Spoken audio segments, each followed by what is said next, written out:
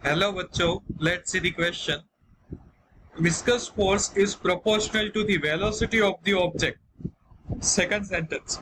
Viscous is a dragging force which acts opposite to the direction of motion. And third, viscous force depends on viscosity eta of the fluids and radius r of the sphere. Which of the following statements is or are correct? बच्चों question में हमें 3 sentence दिए गए हैं बच्चों, कौन से वाले करेक्ट है हमें बताना है बच्चों। तो सबसे पहले यहाँ पर की कॉन्सेप्ट कौन सा यूज होगा बच्चों, की कॉन्सेप्ट। तो की कॉन्सेप्ट कौन सा यूज होगा बच्चों, तो यहाँ पर आ जाएगा बच्चों स्टोक्स लॉ। क्या आ जाएगा? Stokes law. स्टोक्स लॉ हमें क्या बताता है बच्चों, तो ये हमें विस्कस फोर्स का फॉर्मूला देता है बच्चों। क्या है विस्कस फोर्स का formula? 6 pi eta r into we.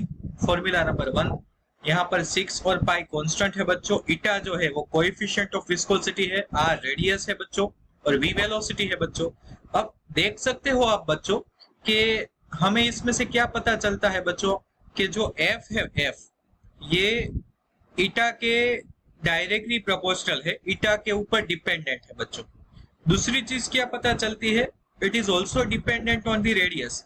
And third चीज बच्चों के वेलोसिटी के ऊपर भी डिपेंडेंट है बच्चों। और आपको याद होना चाहिए कि viscous force is acting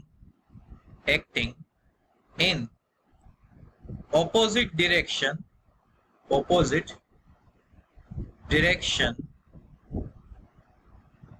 of the motion के ऑपोजिट डायरेक्शन में लगता है बच्चों।